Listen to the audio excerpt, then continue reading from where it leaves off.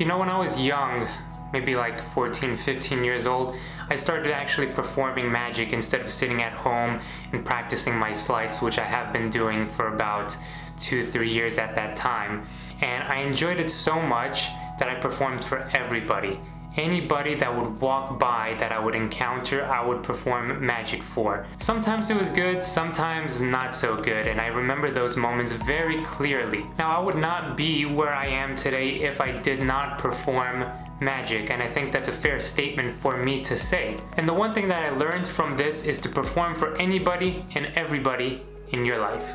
Yo guys, what is going on? Alex Pandrea here, back with another video. Thank you for stopping by and spending a little bit of your time with me, where I try to make you a better performer, a better magician, and I think a better person in general, make you more interesting and take you from a level where all your friends and family are and make you the most interesting person in the room. Now today we are going to talk about the one most important thing in being a magician, and that is to perform for everybody and anybody. And what I mean by that is that you want to perform for anybody and everybody.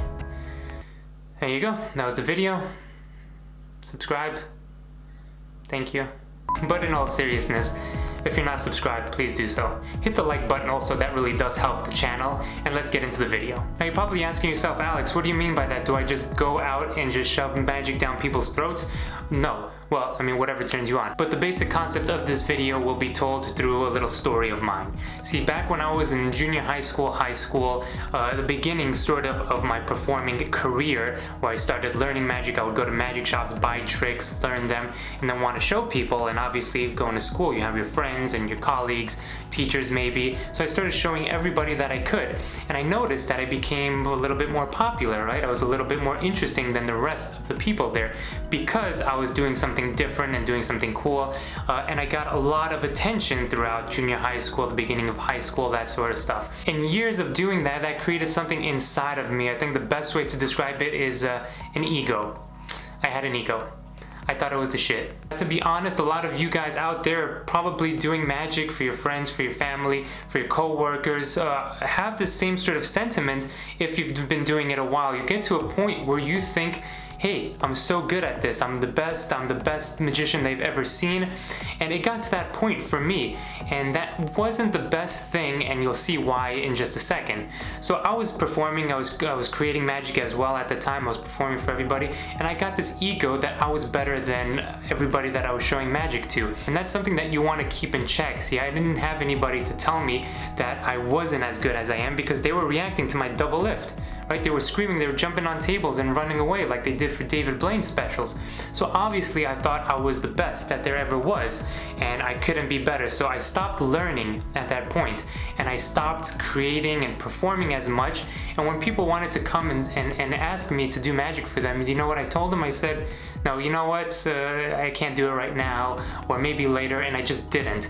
And for the longest time, because of my ego and my attitude changed, I stopped performing magic for people. Now jump forward a little bit. When I started going to college, I went to business school, and I wanted to create a business of my own. You know, I was in New York City, I was in my early 20s, so I wanted connections, I wanted to meet people, I wanted to learn different things. So what did I think of? Hey, I could use magic as a technique to jump into this field and create an edge for myself. So I started showing people magic once again, and I started getting connections, and I started meeting people that I normally wouldn't have met if I were not doing magic. My connections grew, and the circle of friends that I had around me grew, and that's always a good thing when you want to achieve something more in your life, because you never know who you're going to meet and what that person is going to be for you. Now taking that back a few years, I think to myself, how many times I missed out on opportunities that I could have had if I just were to perform magic for those few people that maybe wanted to see a trick, you know? So many times I was on airplanes, for example, and I was shuffling cards, and they're like, hey, do you do magic?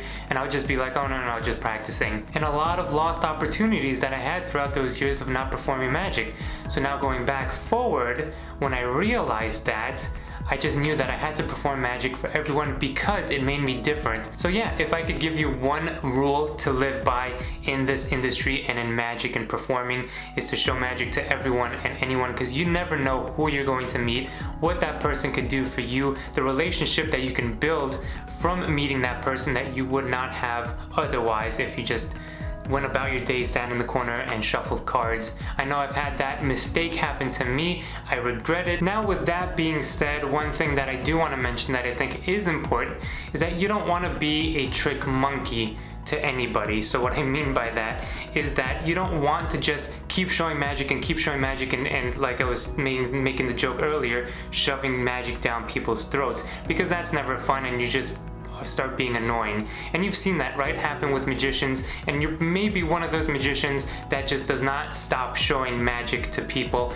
and just, here's another one, here's another one, here, oh, I got one more for you. You want to see one? You want to see a trick? Pick a card. You need a limit to that. You don't want that to be your whole persona. You don't want to just be known as the magic guy. You want to do it enough for you to stand out, to be different, to be more interesting than the next person, but you need to know when to stop, and a lot of people don't. So that's one thing that I want you to understand when having this notion of show magic to everyone, anyone, showing magic to people. If you see the opportunity, go ahead and take it. If you feel that they are not going to appreciate it for what it is and are not going to appreciate you, then just don't do it. Show them a few cool things, make them smile just a bit, and if you feel that it's not there, that the sentiment is not there for them actually enjoying it or wanting to see more, then you just stop and always leave them wanting more. So there you go, guys. That was the video. Hope you enjoyed it. If you did enjoy this content and learn something from it, even a little piece that you can take away and put to your own good use, then do me a favor, hit that like button. That really does help the channel a lot. Subscribe if you haven't. I know a lot of you guys are not subscribed. Share this video if you can, and we will see you very soon on the next video. Thanks so much. Have a great day. Peace.